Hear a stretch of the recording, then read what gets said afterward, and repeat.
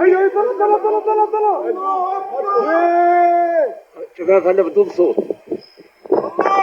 الله اكبر يا حبيبي.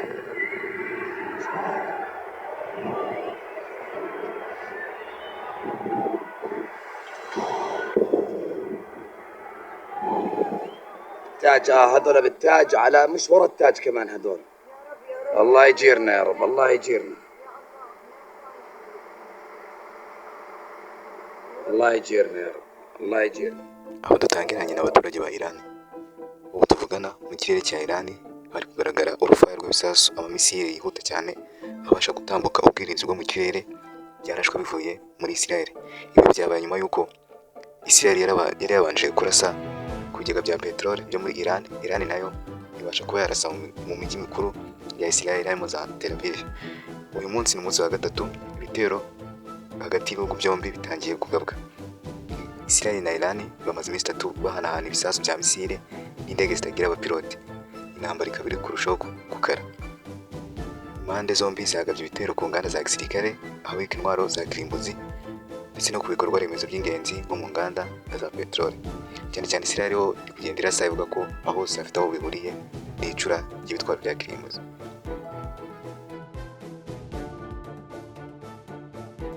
Kuva iyi ntambara yatangira, Minisiteri y'ubuzima ya Iran yatangaje ko abantu 224 bishwe n'ibitero mu gihe abasivile barenga 200 bakomerekeye. Igihe Israel yo yatangaje ko abantu 14 bapfuye, abandi benshi bagakomereka cyane mu mijyi ya Bati, Yaman na Tel Aviv. Mu byarashwe na Israel muri Iran harimo uruganda rwa nuclear weapons rwa Natanz, inyubako za Minisiteri y'Ingabo n'abategetsi bakuru ba IRGC. Nuko ingabo za Israel zasabye abaturage kuva hafi y'inganda z'intwaro za Iran kuko hateganyijwe ibitero byinshi. Abaturage bo muri Tehran barahunga berekeza mu ntara zituranye kubera ubwoba bw'ibisasu by'indege. Ikirere cya Israel na Iran cyafunzwe, ubu nta ndege yemerewe gutambuka. Ibikorwa remezo byinshi biri kwangirika.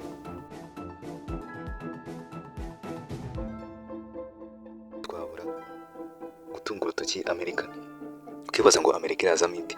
Amerika nk'igihugu cy'igihangange dusanzwe tuzi hano ku isi, twemera tuba twumva bitewe n'ukuntu babashishikariza abantu amahoro, tuba twumva igihe ari ku ibintu nk'ibi ngibi bagomba kuba bafite icyo batugezaho. Ni muri urwo rwego Donald Trump, perezida wa Amerika, yavuze ko Amerika itagize uruhare mu bitero bya Israel.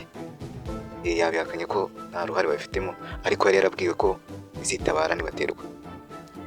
Kandi hari amakuru y'uko Trump yanze umugambi wo kwica umuyobozi mukuru wa Iran. Ibi byose ni ibigenda bivugwa. Tugarutse mu Burayi, ibihugu bikomeye birimo EU, G7, Ubwongereza, Uburusiya, Qatar birasaba ibiganiro bigamije guhosha iyi ntambara. Dukomeje kureba n'ibindi. Raporo zivuga ko Mossad, ikigo cy'ubutasi cya Israel, ko cyoreje indege z'ubutasi imbere muri Iran mbere y'uko ibitero bya Israel bitangira kugabwa. Ibyo byatumye bigabanya ubwirinzi bwa Iran mu gikorwa cyiswe Operation Rising Lion. Abasesenguzi bavuga ko bishobora gukurura umutekano muke mu karere ku isoko mpuzamahanga, kandi ibyo byatangiye urebye ahantu akagunguru ka esansi kageze na peteroli byatangiye kurira. Israel na Iran zatangaje ko intambara izakomeza niba nta ruhande rusubiye inyuma. Bivuze ko hagati ya Israel cyangwa Iran hagomba kugira umwe wemera gusubira inyuma kugira intambara ihagarare.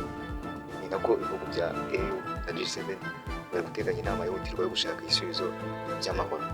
Gusa hari impungenge z'uko iyi ntambara ishobora kwaguka, ariko ibiganiro bya diplomasi biracyateganyijwe. Aya niyo makuru agezweho ku ntambara ya Israel na Iran. Uko in update Tomis ku YouTube channel yanyu, mukora share, like and subscribe. Turabakunda.